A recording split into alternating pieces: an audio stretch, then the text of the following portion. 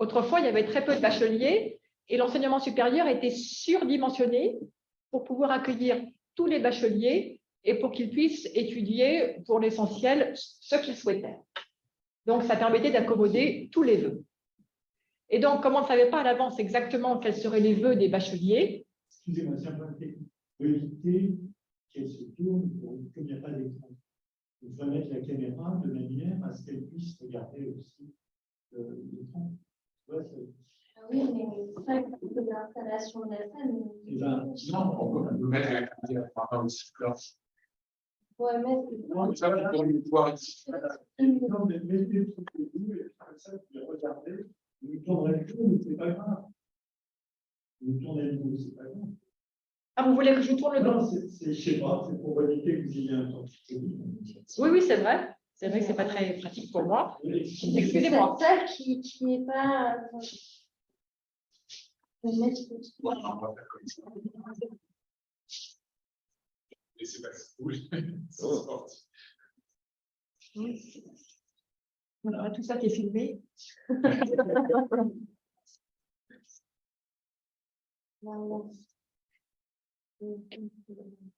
Comme ça, pour moi, c'est beaucoup mieux, j'avoue. Donc, autrefois, tous ceux qui étaient bacheliers, les privilégiés qui avaient réussi le baccalauréat, pouvaient étudier ce qu'ils voulaient. Le nombre de bacheliers a énormément évolué. En 1809, ils étaient 31. En 1830, ils étaient 3000. À la fin du 19e, ils étaient 6000. Et en 1985 est apparu l'objectif d'avoir 80% d'une classe d'âge. Et là, maintenant c'est quelque chose comme 90%. Donc, c'est l'essentiel d'une classe d'âge qui obtient le diplôme du baccalauréat. Et donc, le baccalauréat est vu plus comme le point final de l'enseignement secondaire et il y a un très grand nombre d'admis au bac. Et l'enseignement supérieur doit être dimensionné pour permettre d'accueillir tous ces jeunes bacheliers, c'est-à-dire l'essentiel, la plus grande partie de la cohorte des personnes, des jeunes qui ont 18 ans cette année-là. Et par conséquent, on ne peut plus se permettre d'avoir un enseignement supérieur surdimensionné, de prévoir 50% de places en trop, juste pour être sûr, pour le cas où il y aurait beaucoup de monde qui voudrait étudier tel ou tel domaine. À la place, comme évidemment c'est beaucoup plus coûteux de faire des études à 700 000 bacheliers qu'à 3 000, eh bien, pour essayer de réduire les coûts, l'enseignement supérieur est dimensionné au plus juste.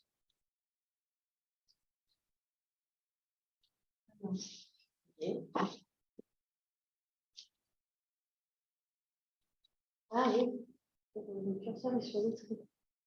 Excusez-moi, c'est pas une salle. Est-ce que le curseur est là?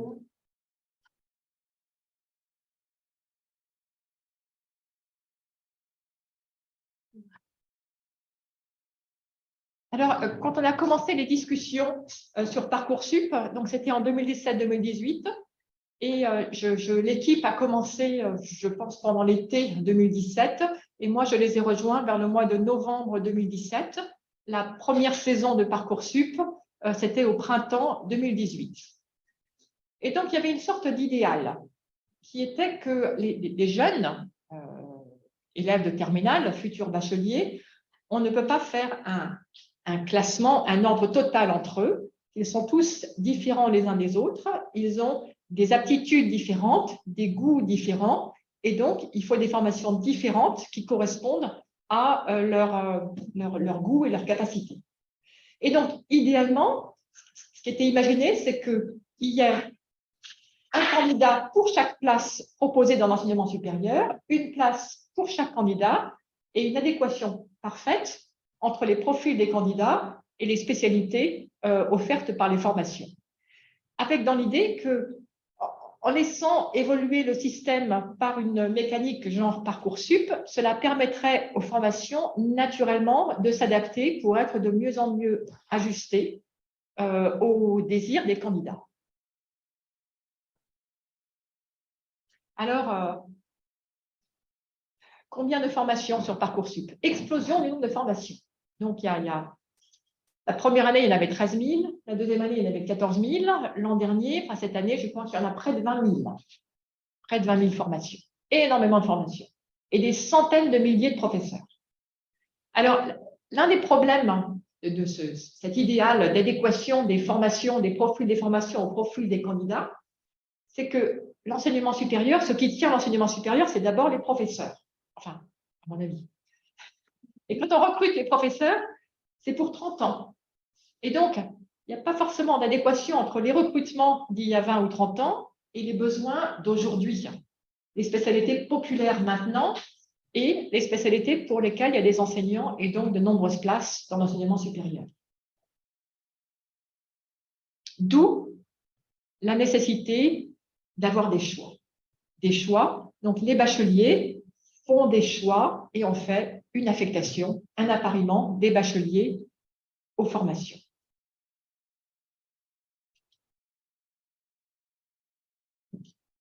Alors, comment on fait pour répartir donc, tous ces bacheliers, quasiment toute une phase d'âge, parmi les formations? Il y a un algorithme dont vous avez déjà entendu parler par les personnes qui sont précédemment venues parler. Un algorithme populaire, c'est l'algorithme de Gale et Shepy. Cet algorithme, qu'est-ce qu'il fait? Traditionnellement, on le présente comme un algorithme avec des hommes et des femmes. Chaque homme fait un classement de toutes les femmes. Chaque femme fait un classement de tous les hommes.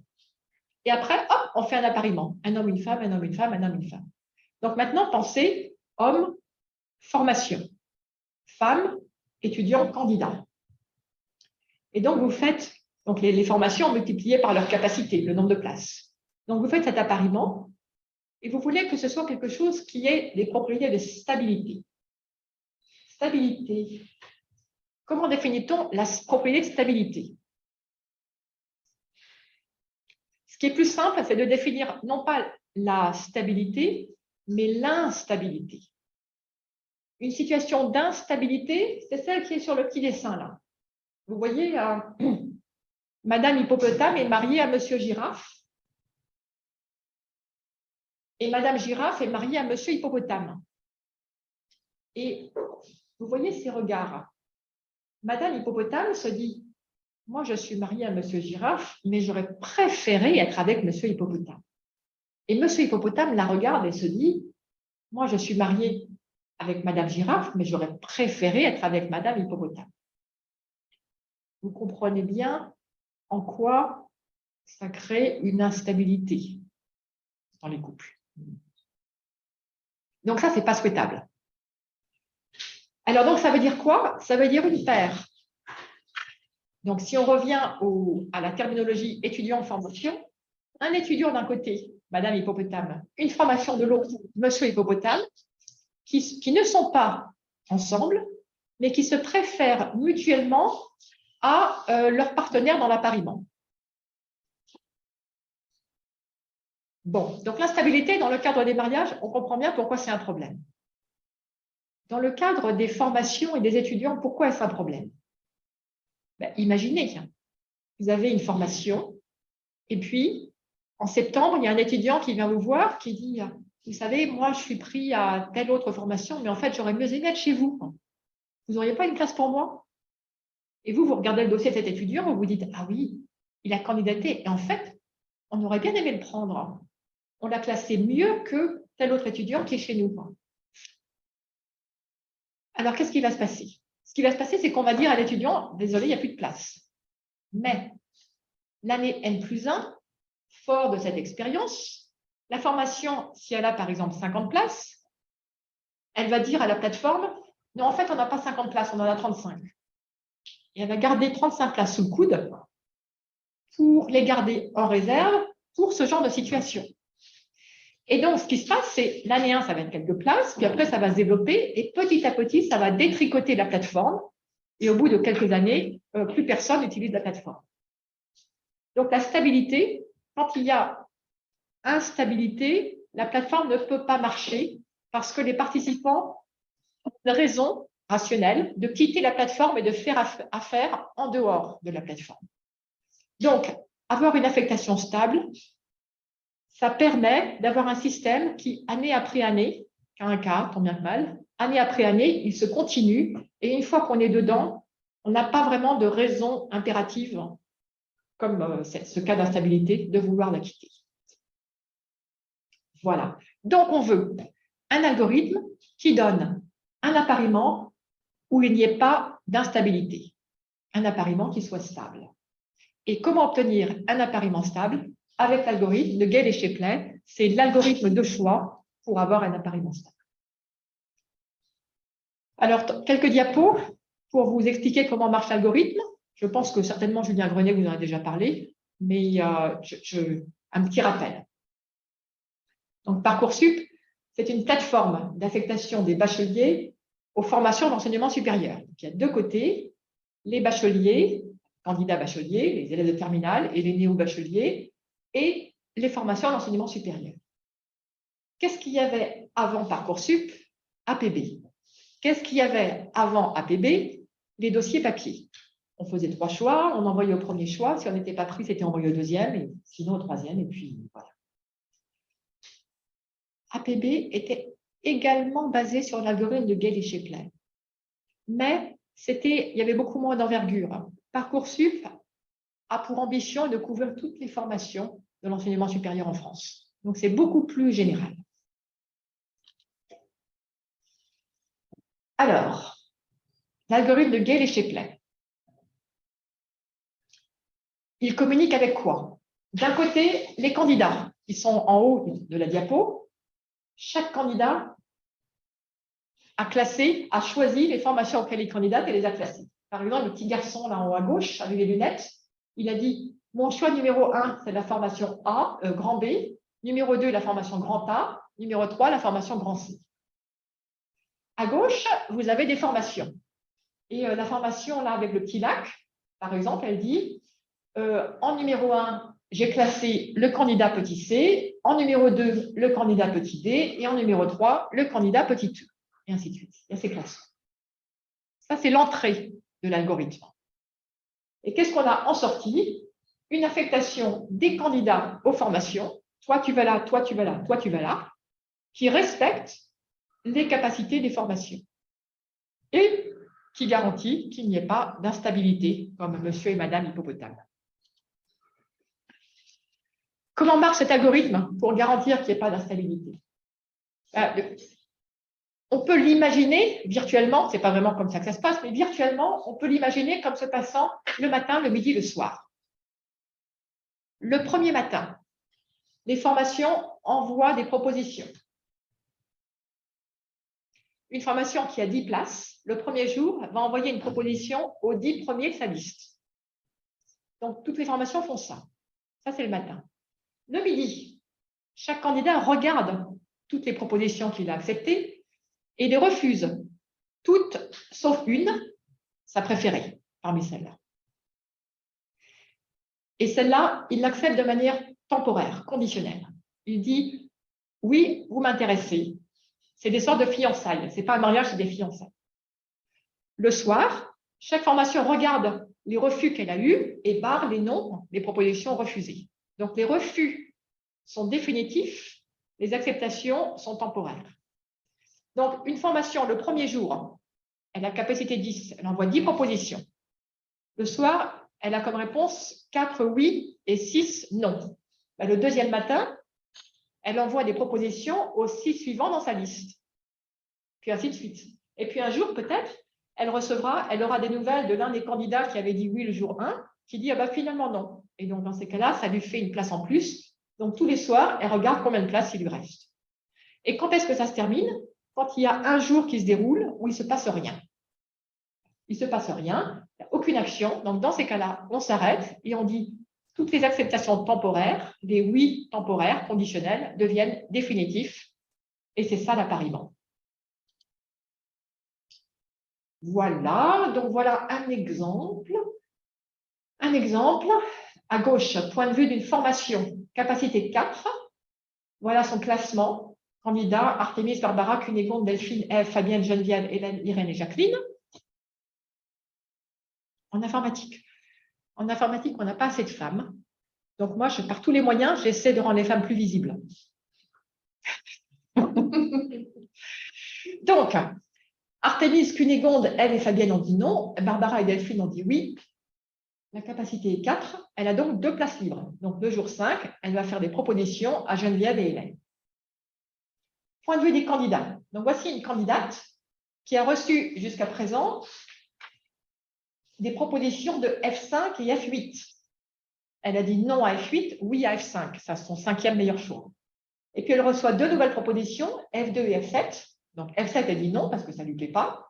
F2, ça lui plaît. Elle dit oui. Et donc, elle dit non à F5. Et donc, après, on peut tracer un trait sous F2. Elle dira désormais non à toutes les formations qu'elle aime moins que F2. Et elle dira oui à toutes celles qu'elle aime plus que F2. Voilà l'algorithme de Gale et Shapley. Quelle différence entre l'application de l'algorithme de Gale et Shapley à Parcoursup ou à APB? Dans APB, la différence principale, c'est du point de vue de cet algorithme, c'est les communications avec les candidats. Dans APB, le candidat avait fait 6 vœux et il les avait classés de 1 à 6, D, F, B, A, C, E. Et donc, quand APB, pour avancer dans l'algorithme, APB dit, bon, là, les formations font, il y a la formation B et C, elles font toutes les deux une offre à ce candidat, qu'est-ce qu'il préfère?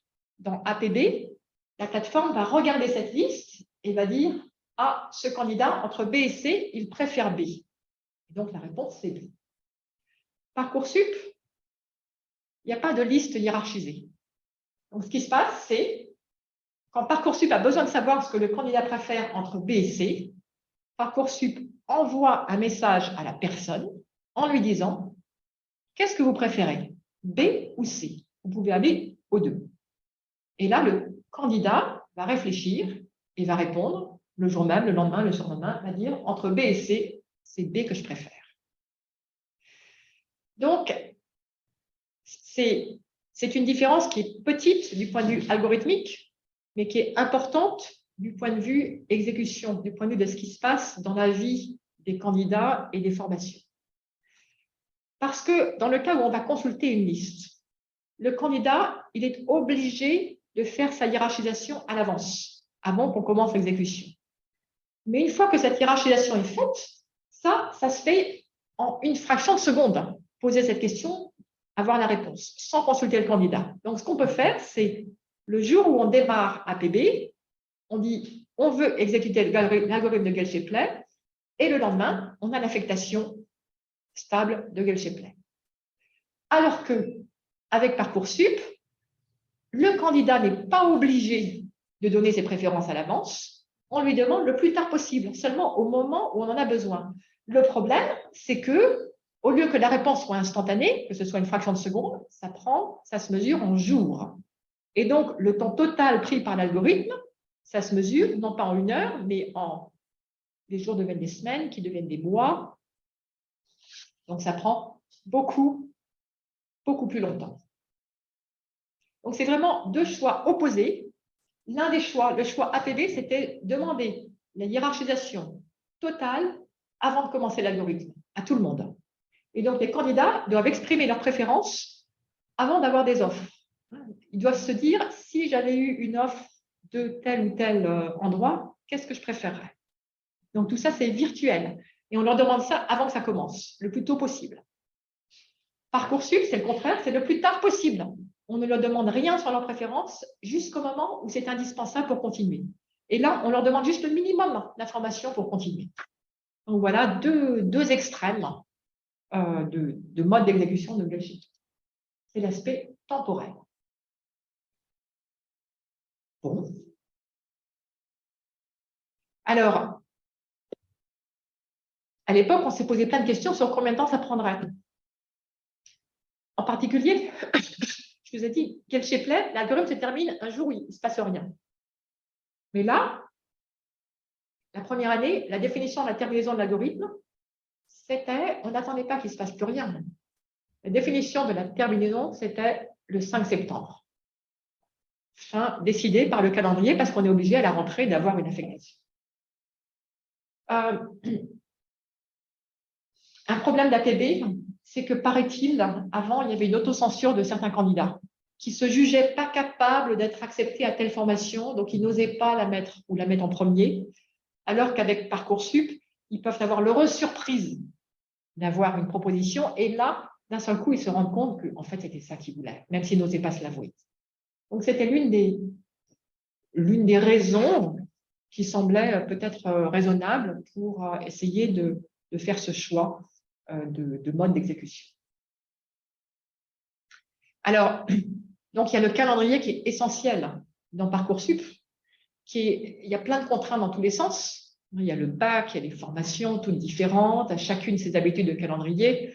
Et finalement, beaucoup de choses sont contraintes par le calendrier. Et le calendrier de Parcoursup, c'est ajusté d'année en année avec l'expérience. Et je crois qu'actuellement, cette année, à un moment, vers le mois de juillet, au moment des résultats du bac, ou un peu après, avant peut-être, on demande aux candidats, on dit voilà, maintenant, assez de réflexion, maintenant, hiérarchisez le reste de vos vœux. Et comme ça, on va pouvoir finir aussi vite que possible. Alors, l'une des autres raisons, des autres différences entre Parcoursup et APB, c'est ce qu'on appelle les licences qu'on appelle non sélectives. Une licence est non sélective si elle est obligée de prendre tout le monde s'il y a la place. S'il y a la place. Une licence est en tension s'il n'y a pas assez de place. Quand une licence est en tension, donc elle n'a pas assez de place, comment elle fait pour choisir les candidats? Avec Parcoursup, c'est facile. Elle a vu les dossiers, elle a fait un classement. En fait, entre formation non sélective et formation sélective, il n'y a plus tellement de différence en réalité. Avec APB, c'était différent. Les licences non sélectives n'avaient pas accès au dossier des candidats. Il n'y avait pas de classement des candidats. Il y avait juste quelques paquets. Il y avait quelques critères. Par exemple, les candidats locaux avaient priorité sur les candidats qui venaient de loin. 2-3 critères qui faisaient des grosses classes d'équivalence. Mais quand la licence est en tension, comment vous faites si vous avez 150 candidats qui sont tous équivalents et vous avez seulement 20 places qui vous restent? Ça n'arrivait pas autrefois, mais avec la croissance du nombre d'étudiants, de la démographie, et le fait que la taille de l'université ne croisse pas, il y avait de plus en plus de licences en tension. Et donc, la solution qui a été prise dans les années 2010 et quelques, quand ça a commencé à survenir, c'est de dire, les 20 sur les 150 équivalents, on fait un tirage au sort. Donc, la première année où c'est arrivé, il y a eu quelques tirages au sort, puis il y en a eu un peu plus, puis ça s'est mis à devenir significatif. Et là, d'un seul coup, hop, on fait intervenir la loi qui regarde et qui dit « mais non, ce n'est pas légal. Vous ne pouvez pas orienter les étudiants par un choix au hasard. Ça ne va pas. » Donc, il y avait obligation de changer le mode de recrutement. Et donc, il fallait changer de mode.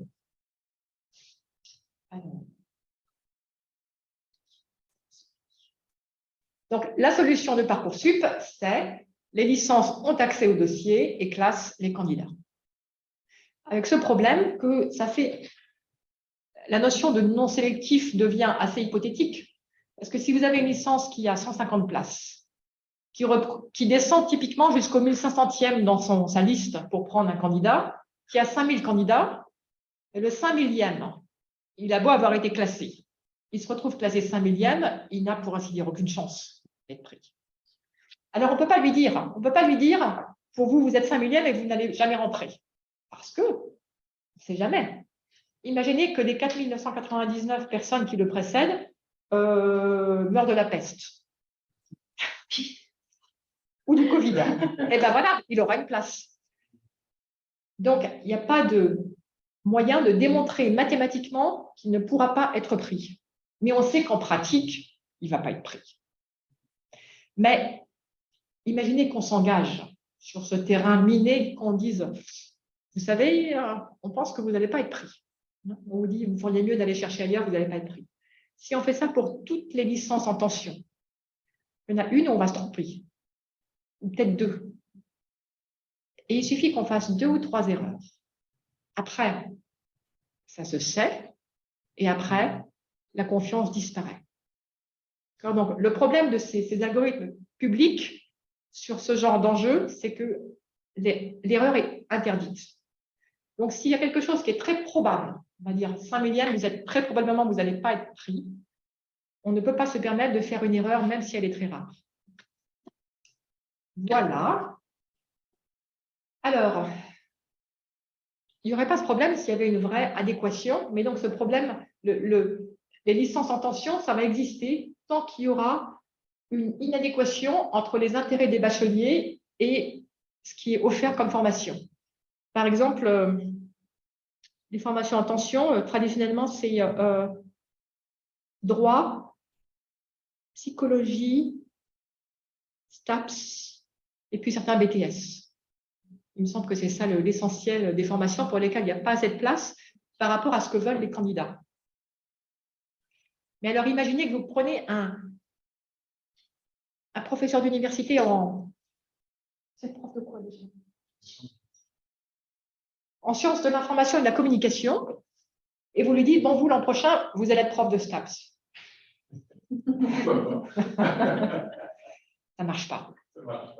Donc, il y a une inertie du système de l'enseignement supérieur qui l'empêche de s'adapter. Et puis, de l'autre côté, imaginez que par miracle, on sache faire, qu'on sache créer ces profs de STAPS comme ça.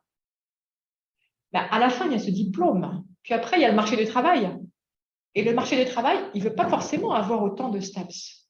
Donc, il y a également une inadéquation entre les vœux des étudiants, des candidats, et les besoins du marché du travail.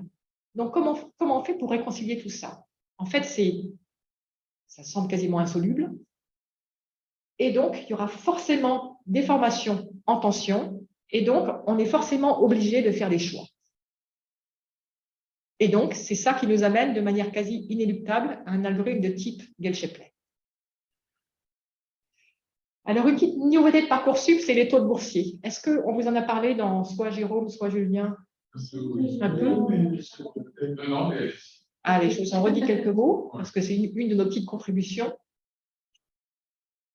Alors, donc, il y a un problème entre, si on regarde les étudiants, les candidats qui sont de milieux socio-économiques défavorisés, et si on regarde ce qu'ils réussissent, les formations qui leur envoient des propositions, en fait, on n'a pas le même pourcentage, on en perd.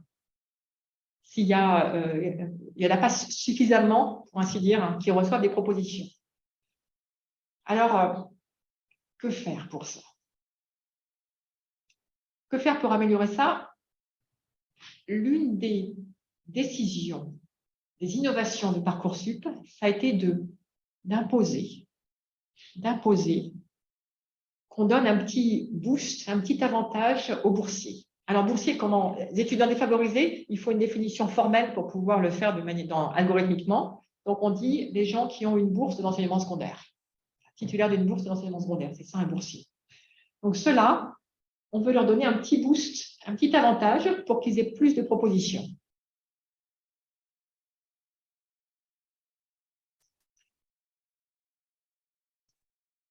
Dans l'idée peut-être que, même si, imaginons que les formations ne fassent pas de discrimination, qu'elles n'aient pas de biais même inconscients, imaginons que ces étudiants qui souvent sont dans des communes plus défavorisées, qui souvent vont dans des écoles où il y a plus d'absents parmi les professeurs, souvent ils sont moins bien formés et souvent leur dossier est moins bon.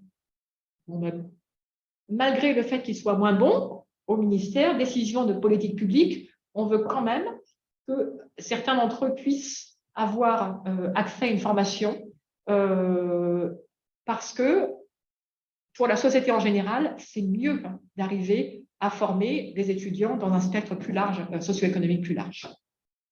Alors, allons-y. Voilà, c'est la nouvelle loi.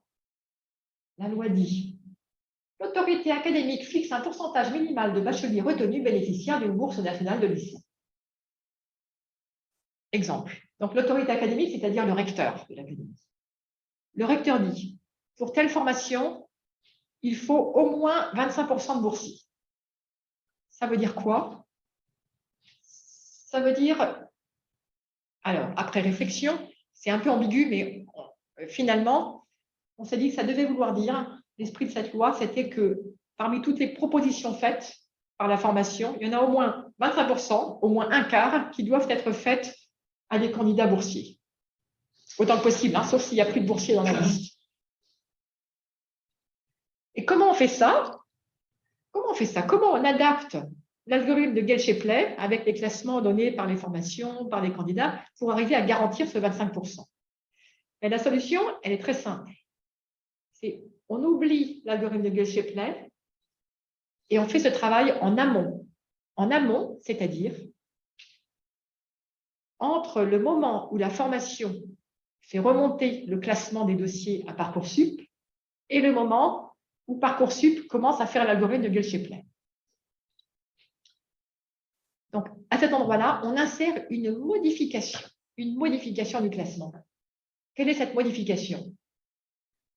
Donc ici, en haut, il y a un exemple de classement fait par la formation. Donc un N, c'est un non-boursier, un B, c'est un boursier. Donc le premier est non-boursier, le deuxième est non-boursier, le troisième est boursier, et ainsi de suite. Qu'est-ce qu'on va faire?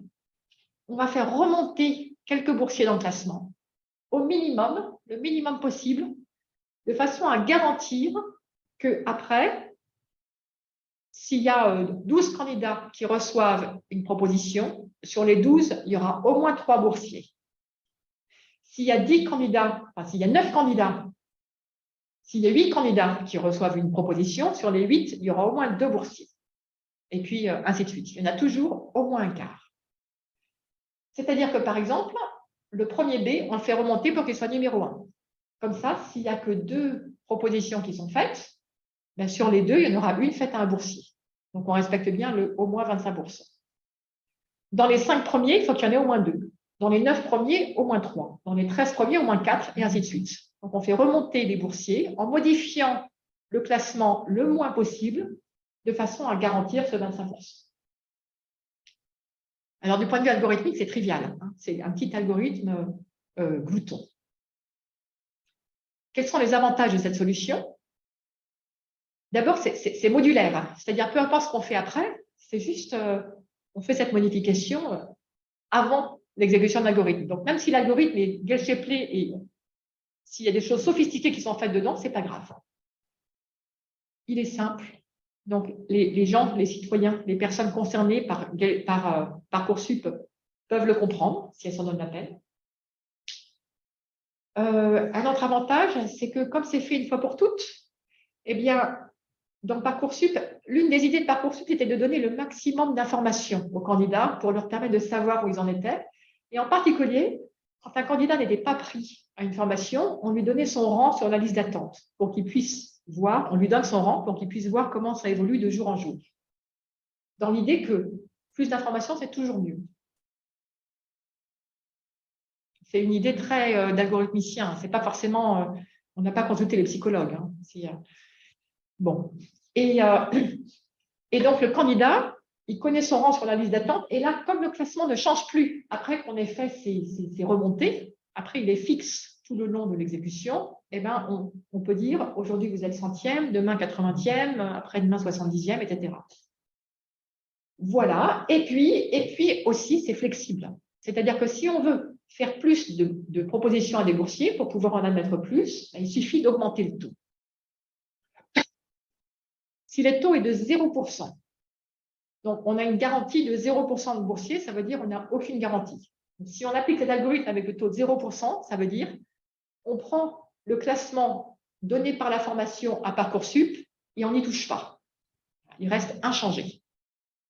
Si on a un taux de 100%, on veut que 100% des boursiers reçoivent une proposition si possible. Ça veut dire quoi? Ça veut dire qu'on prend la liste, on extrait tous les boursiers du classement de la formation et on fait tous remonter pour qu'ils soient en tête.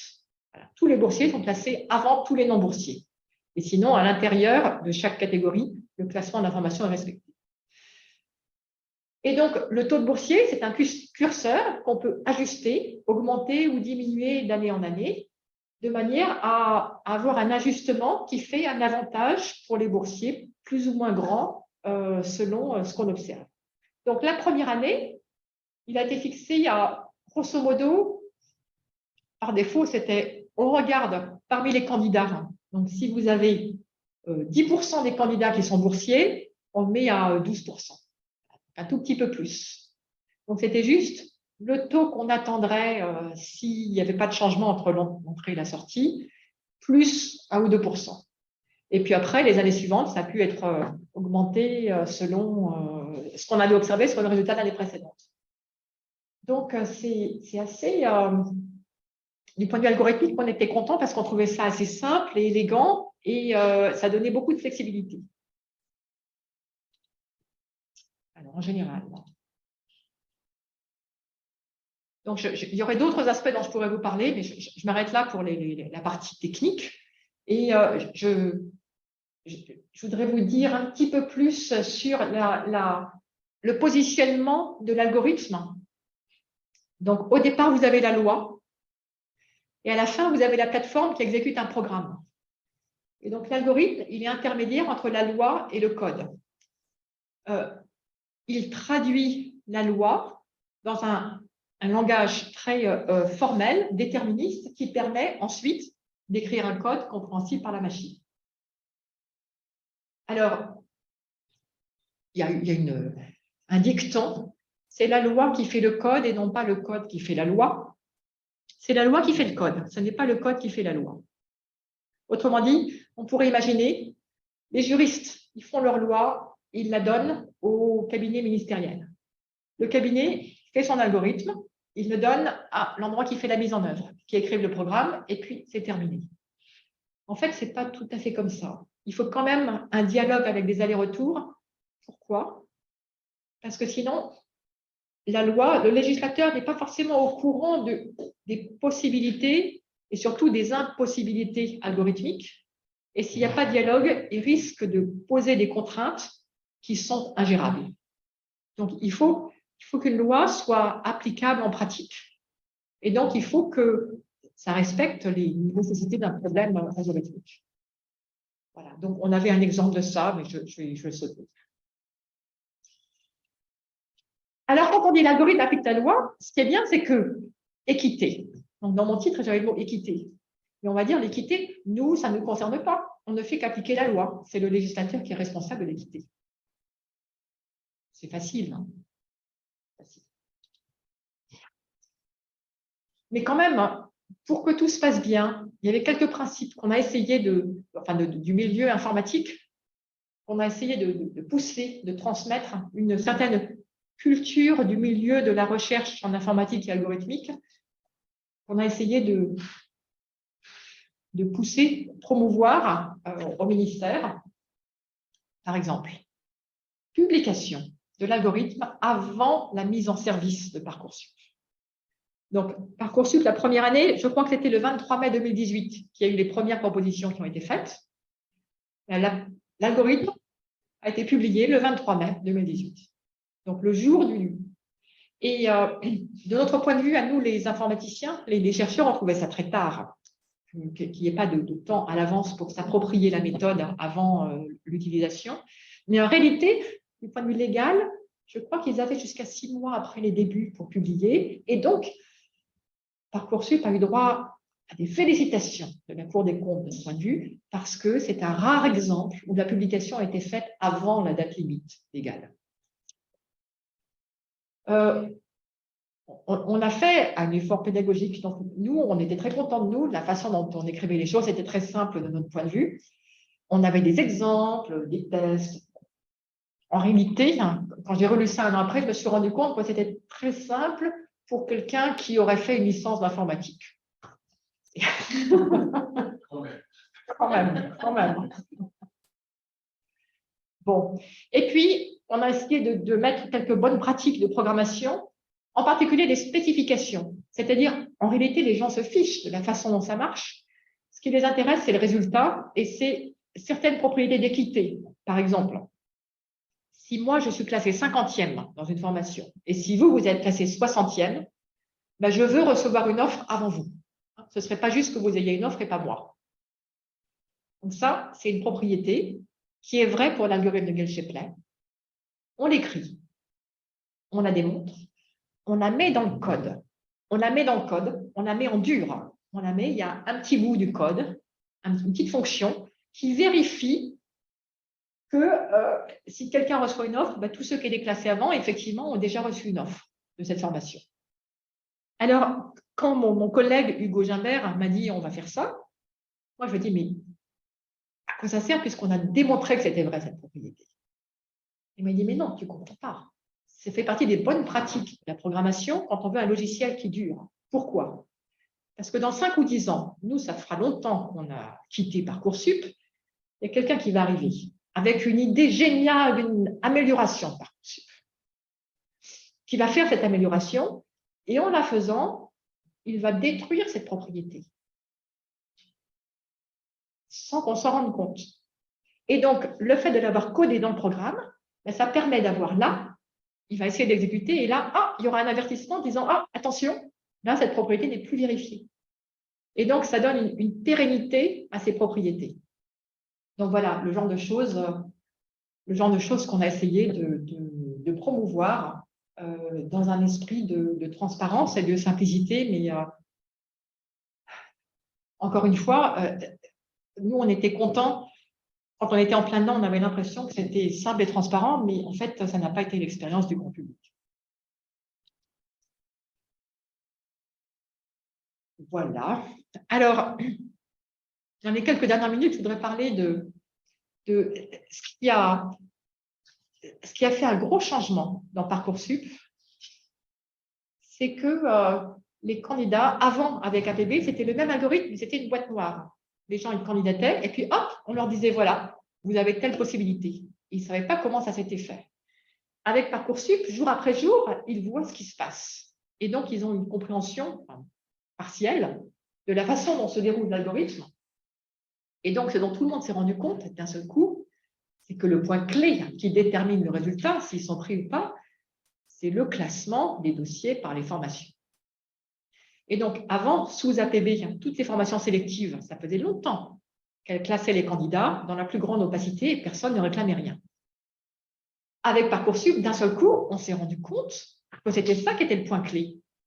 Et donc, d'un seul coup, il y a une exigence, on veut savoir. On veut savoir ce qui fait que le résultat est ce qu'il est. Et donc, on veut savoir pourquoi les formations ont classé comme ça.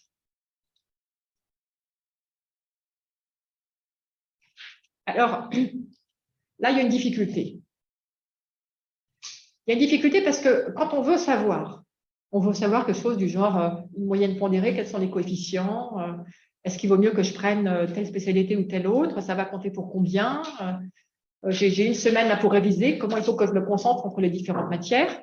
Autrement dit, ce que le candidat réclame, c'est un guide pour savoir pour la formation qu'il vise, du poids respectif de différentes matières. Donc, il voudrait qu'on lui donne une formule. On lui dise, voilà, pour être classé dans votre classement, il y aura 40% pour telle matière, 30% pour telle autre, etc. Mais en réalité, donc si on se rappelle de l'enseignement supérieur, les jurys d'admission à l'enseignement supérieur, autrefois les jurys de bac, le jury est souverain. Le jury n'a pas à justifier ses décisions. Il est souverain.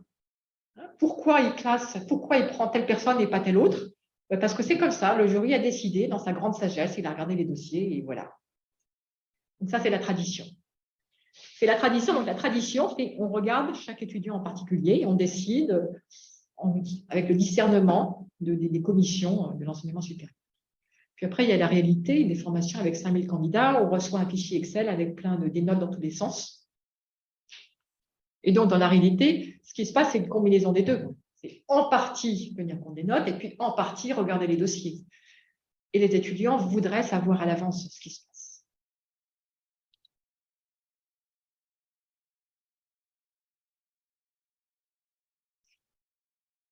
Alors, les formations, à un moment, j'espérais pouvoir regarder les résultats, corréler les dossiers d'entrée avec comment les candidats allaient réussir à la fin de leur première année de formation, en gros, s'ils allaient être reçus à leur première année de licence, et puis voir, faire une analyse à l'envers, à partir des résultats de la première année, comment on aurait dû, quels auraient dû être les poids des différentes matières des candidats pour faire le bon classement, c'est-à-dire le classement qui permet de maximiser le nombre d'étudiants qui réussissent la première année.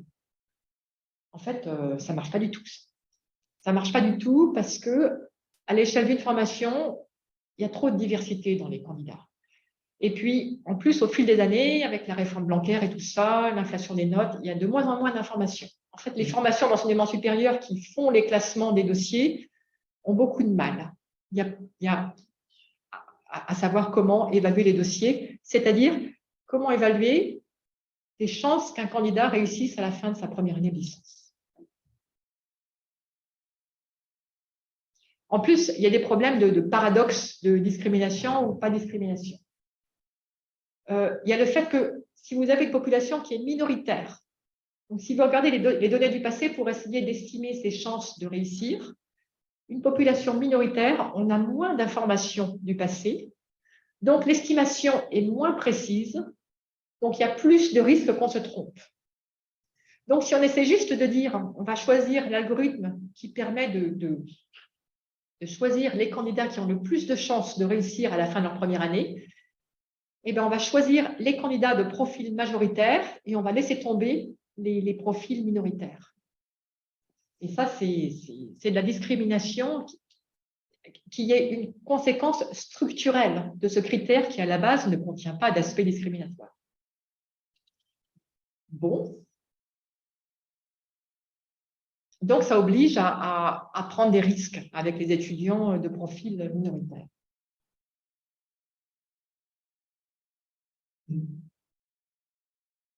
Bon.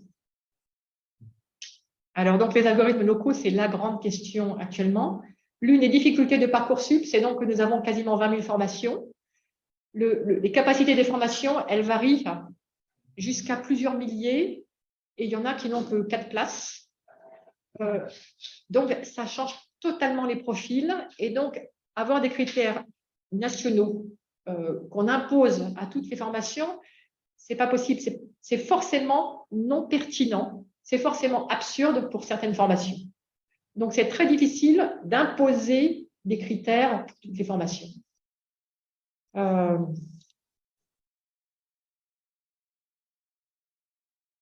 Avec 900 000 candidats et 20 000 formations, comment faire? Candidats, des bacs généraux, bacs technologiques, bac pro, candidats en réorientation, beaucoup de diversité qui rend les comparaisons très, très compliquées. Donc, Parcoursup, on ne va pas se mentir, ce n'est pas parfait. Il y a des problèmes. C'est assez impopulaire. Et cette impopularité, elle perdure. Maintenant, ça fait 5 ans et ça continue. Et moi, personnellement, quand j'y pense, je me dis que ce point de vue, cet idéal, une formation par candidat, un candidat par place en formation, cet idéal, il oublie complètement la notion d'incertitude. S'il y avait moins de formations, que c'était plus simple parce que s'il y avait moins de diversité de formation, peut-être que les candidats seraient moins stressés. Si au lieu d'avoir 20 000 choix, vous en avez quelques-uns, peut-être que ce serait plus simple. Et donc, par exemple, je me dis qu'un petit pas dans cette direction, c'est si vous regardez dans une université, les licences, disons, si vous prenez les licences scientifiques, maths, physique, informatique, pourquoi ne pas avoir une première année commune? Et comme ça ferait une orientation en 2 étapes. La première année, quelqu'un candidaterait à la licence de L1 de sciences de l'université. Et ensuite, pendant la première année, ça se décanterait. En plus, il y aurait des informations beaucoup plus précises parce que les enseignants verraient les étudiants pour l'orientation en 2e année, soit en maths, soit en physique, soit en informatique, soit en double licence ou autre chose. Donc, il y a ce genre de possibilités qui peut-être pourraient être développées aux États-Unis. Quand on est admis à une université, mais a priori, on ne choisit pas sa spécialité tout de suite. Donc, c'est vraiment, ça se fait après, dans une 2e phase. Donc, cette orientation qui est à la fois très, très fine et d'un seul coup, et avec plein de formations inconnues, avec toute une foule d'étudiants, les étudiants ne connaissent pas les formations n'arrivent pas à évaluer les dossiers, beaucoup d'incertitudes, donc beaucoup d'erreurs, beaucoup de regrets. Et puis, plus généralement, en fait, c'est l'endroit charnière entre le moment où les étudiants étaient dans le secondaire, ils avaient leur école, leur lycée du coin, de la ville, ils connaissaient les profs, tout était très local. Et puis d'un seul coup, ils vont dans le grand bain, ils sont plongés dans cet environnement national. En même temps, ils deviennent adultes. Peut-être ils quittent le logement familial. Il y a plein de problèmes qui vont autour de Parcoursup. Et je pense que ça dépasse la plateforme. C'est-à-dire qu'on a aussi un peu tendance à rendre la plateforme responsable de toutes sortes de problèmes qui dépassent largement la question de l'algorithme de Gelshay. Voilà. Merci. Merci beaucoup. C'est très intéressant. Avant je rappelle à ceux qui font, vous pouvez poser des questions directement. Dans ce cas-là, on va vous demander peut-être d'ouvrir vos caméras. Et puis, vous pouvez poser des questions dans le chat. Peut-être que Colette pourra envoyer des questions. Moi, j'avais une première question, du coup, par rapport à votre dernière remarque. Est-ce qu'on ne ressusciterait pas une sorte d'avis propédeutique qui a déjà existé, en fait, qui est là pour. Il y avait aussi l'idée d'acculturation de l'enseignement supérieur et de faire Oui. de différer un petit peu les choix définitifs. C'est très important pour la suite, pour l'entrée dans la vie professionnelle. Qu'est-ce que vous en pensez? Je ne sais pas. Hein. Moi, je ne suis pas dans l'enseignement, donc j'en sais rien. Je vois juste que cette orientation qui actuellement se fait avec beaucoup d'inconnus, avec juste pas assez d'informations pour pouvoir choisir les candidats d'un côté et les formations de l'autre, c'est un vrai problème. Donc, c'est vrai que ça c'est une possibilité. L'autre possibilité, c'est de faire des classes d'équivalence entre les formations. C'est-à-dire, par exemple, on pourrait dire, si on fait une licence d'informatique à Paris, qu'on soit à Paris 6, Paris 7, Paris 11, c'est un peu tout pareil. Enfin, je veux dire, vous savez les noms, l'ancien Paris 6, l'ancien Paris 7, l'ancien Paris 11, tout ça, c'est un peu tout pareil, disons, pour une licence de maths. Et donc, ils pourraient tous se mettre ensemble et faire un classement commun.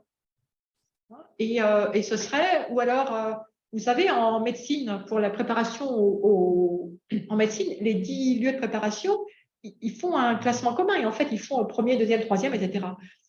Ou alors, on pourrait dire, on fait de manière géographique, on va dire une licence d'informatique dans telle académie et dans telle académie, en fait, c'est équivalent. Donc ça, c'était le point de vue autrefois. Et donc, on disait, ben voilà, si vous voulez faire une licence d'informatique, vous habitez à Dijon, vous allez à Dijon. Pas compliqué. Donc, tout ça, c'est des pistes différentes qui vont dans une perspective d'homogénéisation pour essayer de réduire le nombre d'offres de formation.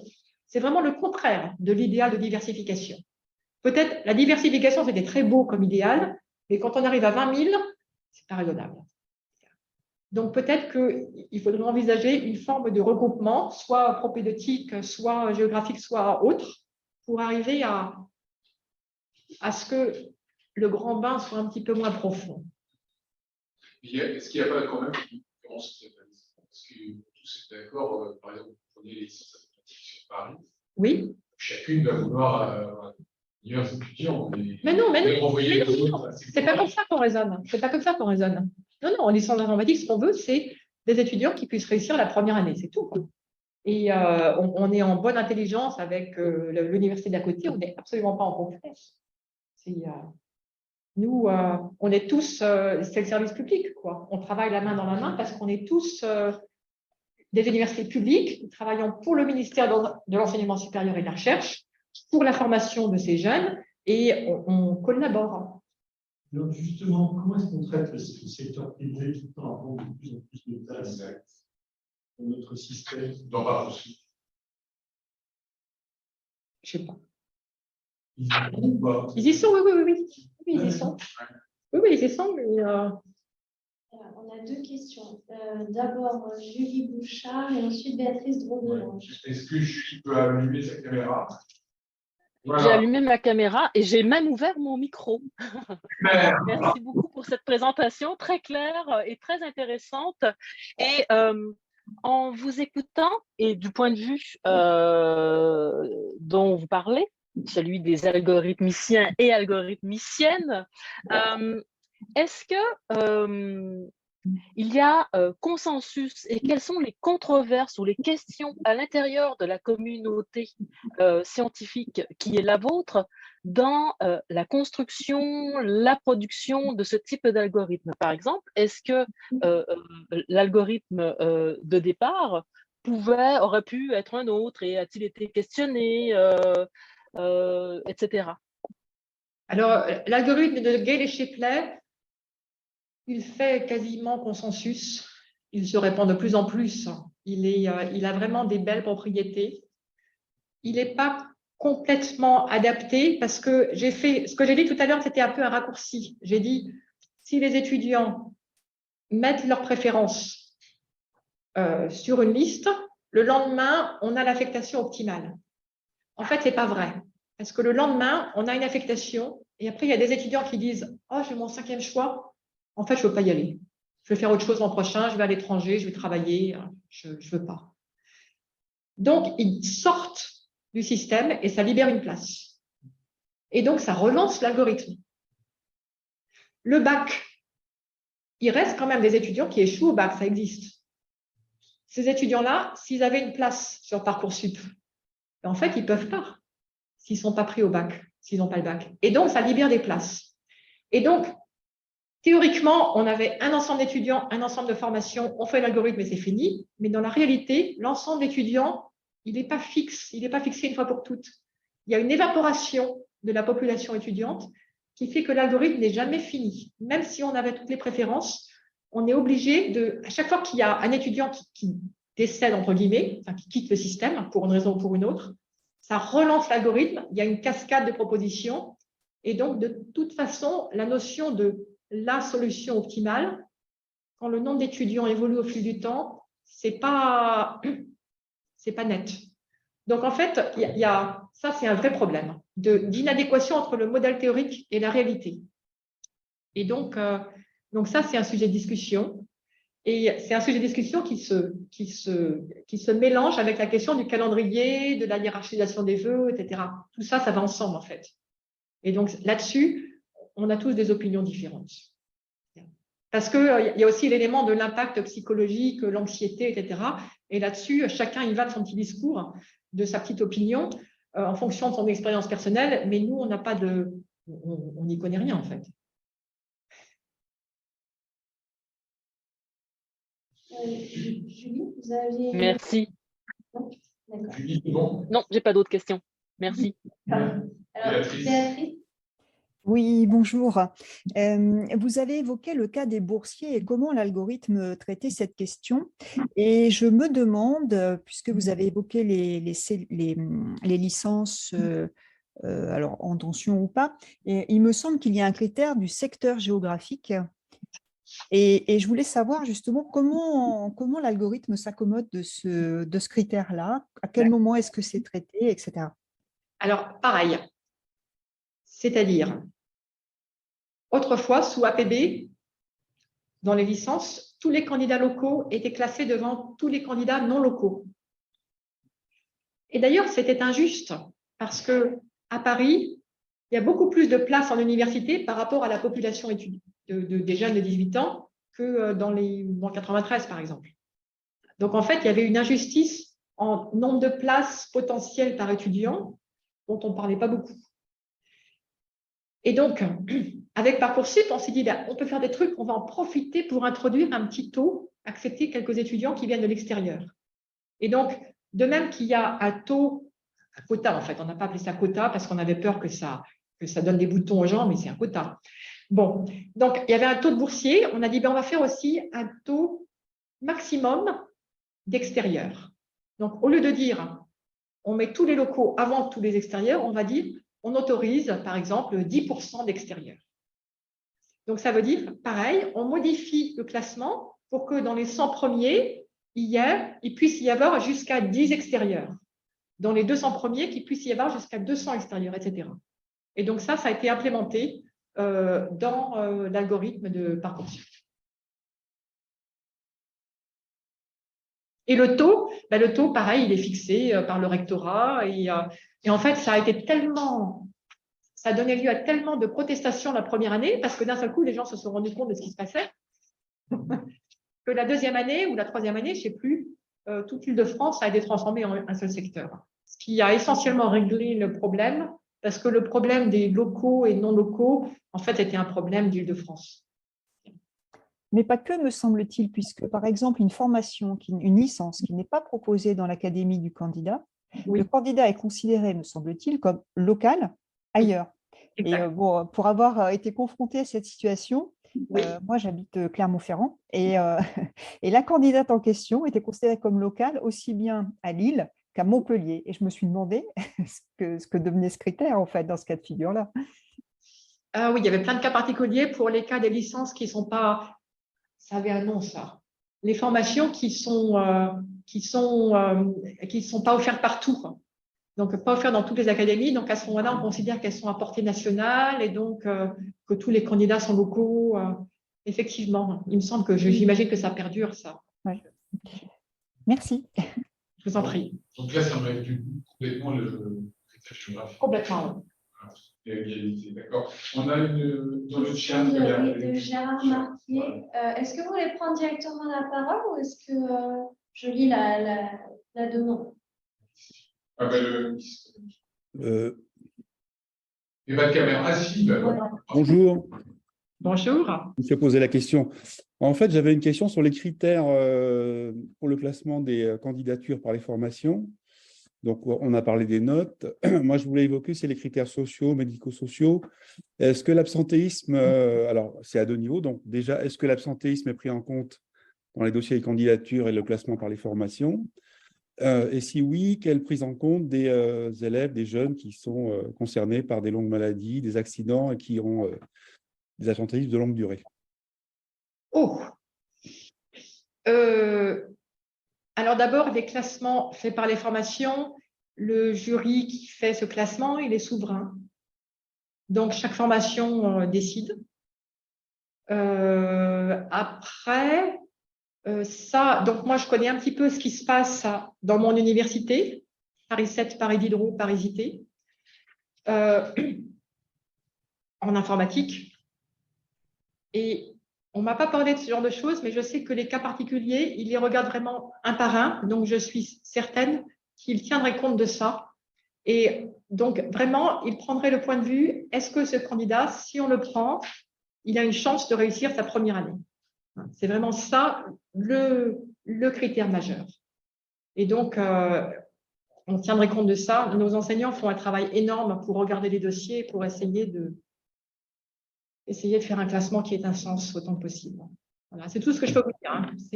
Sinon, j'en sais rien. C'est très spécifique aux formations, parce que moi, j'ai eu un retour un peu différent d'un proviseur de lycée qui, effectivement, regrettait qu'effectivement, des jeunes qui étaient concernés par cet absentéisme étaient désavantagés par rapport aux autres. Voilà. Oui, je ne peux pas vous dire. Donc, vous voyez cette modification de boursiers et locaux, non locaux. Ce qui est très étrange, c'est que cette modification se fait au niveau de la plateforme. C'est-à-dire, le jury est souverain. Ils font leur classement comme ils veulent. On les encourage à publier des critères, mais ils se déroulent comme ils veulent pour faire un classement. Bon, ils n'ont pas le droit de faire de la discrimination, mais on serait bien en peine de le démontrer s'ils le faisaient. Bon. Mais après, il a beau être souverain, une fois que le classement arrive à la plateforme, on fait quand même des changements. Avant de faire l'algorithme, on modifie pour incorporer ces taux de boursiers et ces taux d'étudiants extérieurs. Et ça, c'est une vraie nouveauté de Parcoursup. Et à l'époque, moi, je m'étais dit, c'est formidable. Comme ça, les jurys n'ont pas besoin d'essayer de faire eux-mêmes, remonter les boursiers eux-mêmes, ces critères. Pour eux, ce serait très compliqué. Nous, on fait simplement ça, on passe derrière pour modifier le classement. Le problème, c'est que ça, c'est un peu ouvrir une boîte de Pandore.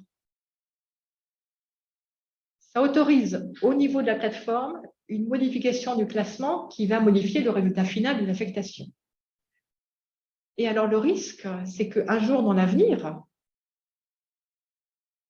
le ministère décide d'utiliser tel ou tel critère qui ne serait pas le critère des universitaires pour avantager ou désavantager telle ou telle catégorie d'étudiants. Imaginez. Peut-être qu'on pourrait dire priorité aux Français, priorité à ceux qui ont fait le SNU. Et imaginez si ça se passe au niveau de la plateforme qui est centralisée. Ça veut dire que le fait qu'il y ait ces choses qui se fassent au niveau du ministère, ça entrouvre une porte où les universitaires perdent le contrôle du choix des étudiants qui vont aller dans la formation. Et donc là, il y a un danger que ça ne m'avait même pas effleuré il y a 5 ans. Je n'avais même pas imaginé. J'avais juste dit que c'était très simple. Et maintenant, je me rends compte qu'il y aura peut-être des conséquences à ce mode de fonctionnement, peut-être un jour, que moi, je pourrais réprouver. Très bien, merci. Une question subsidiaire, est-ce que les établissements savent que l'emplacement après est susceptible d'être modifié ou intégré? Normalement, ils le savent parce que c'est public. D'accord. Nul n'est censé ignorer. Je veux dire, on a fait des exposés pour expliquer l'algorithme, comment ça marche, etc., etc. Donc, tous ceux qui ont l'esprit orienté dans ce sens-là, ils le savent. Il y a une question d'Hubert Bouet. Oui, bonjour. Merci beaucoup pour votre présentation. Je vais revenir un peu sur l'étape de la conception et du rapport entre les gourous informaticiens et le politique, le législateur.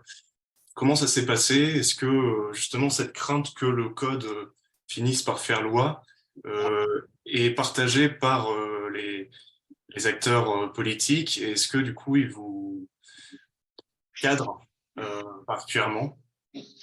Alors, quand on a travaillé, politique, c'est un bien grand mot parce qu'au ministère, il y avait les fonctionnaires du ministère, qui sont des personnes, ce n'est pas des politiques. Ils essaient de mettre en place les politiques publiques.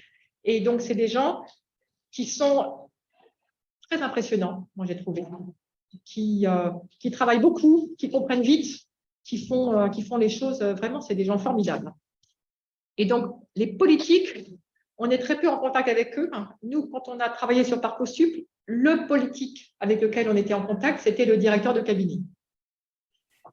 Il se trouve que ce directeur de cabinet à l'époque était un ancien chercheur au CNRS en informatique, en algorithmique.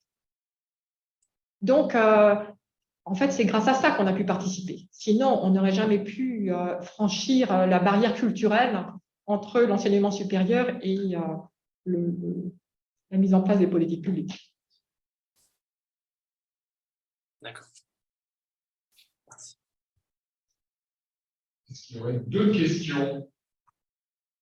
Ceux qui sont en ligne. Moi, je vais poser une question qu'on a posée à tous les participants. Est-ce que du coup, et les réponses sont naturelles, est-ce que du coup, on peut dire que Parcoursup, finalement, a osé faire ce qu'elle n'aurait pas osé faire, c'est-à-dire introduire la section lettre des processus de sélection là où il n'y en avait pas?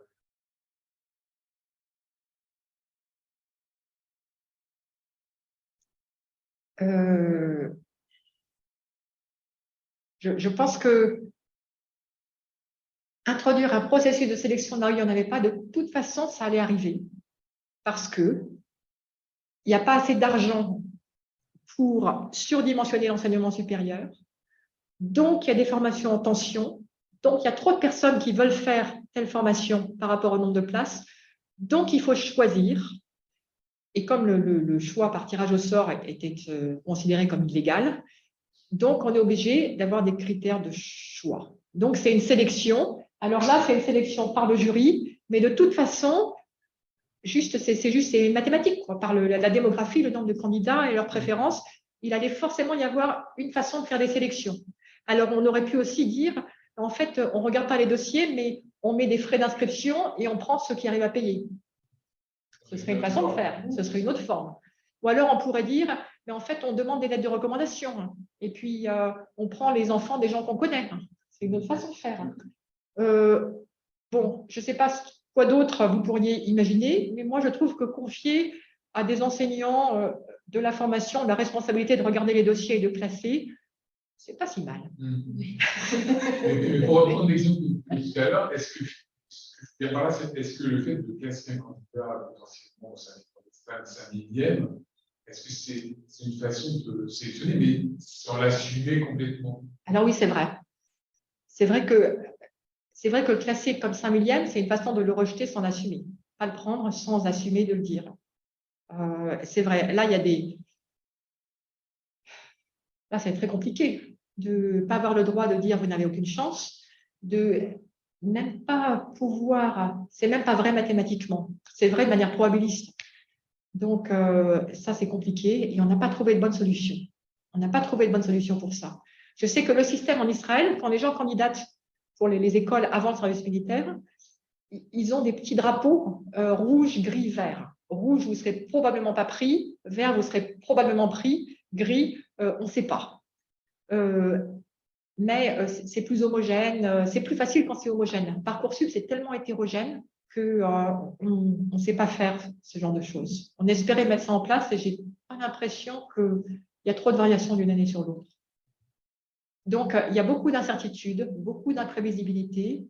Et ça a un coût.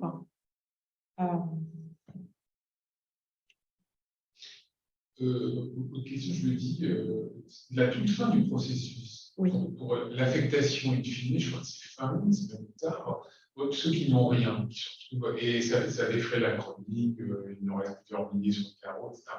Est-ce que ça se fait, je pense que c'est les recteurs qui prennent la main, si j'ai vérité. Alors, est-ce que ça se fait hors Parcoursup avec Parcoursup? Alors, ça dépend des années. Il y a ce qu'on appelle une procédure complémentaire, parce qu'il y a des étudiants qui n'ont rien, et puis il y a des formations qui ne vont pas le plein, qui vont jusqu'au bout de leur liste, puis après, ils ont des trous. Donc, parce que globalement, quand même, le nombre total de places et le nombre total d'étudiants, ça correspond. C'est juste que ce n'est pas dans les bons domaines, hein, mais quand même, il y a la place. En tout cas, il y avait la place l'année dernière. Donc, les formations qui n'arrivent pas à faire le plein republient leur place. Les candidats qui n'ont pas de place regardent ce qu'il y a comme place. Et puis, après, on essaie de compléter l'affectation. La première année, ça s'est fait d'une manière un peu pas très efficace. Hein. C'était première arrivée, premier servi. Et puis actuellement, je crois que ce qui se passe, c'est que quand même, on essaie de regarder s'il y a eu un classement par le passé. Bon. Voilà. Ça se fait plus ou moins comme Parcoursup, sans que ce soit encore Parcoursup, mais enfin Geldsheplay, mais c'est encore un peu Geldsheplay. Mais du coup, ça a l'air, parce que la fin, c'est plus difficile. Ouais, c'est ça, ouais. La fin, c'est les formations peu désirées, les candidats qui ont des dossiers très, très moyens. Après, pour essayer de trouver où les caser, et puis pour remplir ces formations auxquelles personne ne veut aller, il y aura forcément des mécontents dans tous les sens. Et ça, encore une fois, quel que soit l'algorithme, ça va arriver parce que c'est structurel, à cause de la structure des formations et des profils des candidats. Ce n'est pas par l'algorithme qu'on va arriver à donner à tout le monde ce qu'ils veulent. Et du coup, ces affectations-là s'imposent. Oui, ça s'impose, c'est inévitable. Non, ce que je veux dire par là, c'est qu'elles deviennent obligatoires. C'est une décision d'affectation autoritaire. Ah non, c'est toujours des propositions. Non, c'est toujours des propositions. Le recteur dit voilà, vous avez tel dossier, vous n'avez pas. C'est conditionné par l'acceptation. Oui. Pas d'autres questions en ligne. N'hésitez pas, c'est encore poser une question à notre invité. Si vous n'en avez pas, on vous remercie. J'attends encore quelques secondes. Non, Béatrice, tu n'as pas d'autres questions. Julien, pas de questions, pas Romain. Non plus, Catherine non plus. Très bien. Il me reste à vous remercier infiniment. Merci d'avoir invité. Très clair, et cet échange qui était vraiment très enrichissant. Donc, merci à vous tous d'avoir participé à distance et merci d'abord à Claire Mathieu. Merci. Merci beaucoup. Merci beaucoup. Et à la prochaine. On aura une prochaine séance, je ne sais plus la date exacte. C'est au mois d'avril. Ou en mai, je ne sais plus. Mais on vous redonnera le programme. On va serait tout en temps et en heure. Voilà. Merci. Au revoir. Au revoir. Au revoir.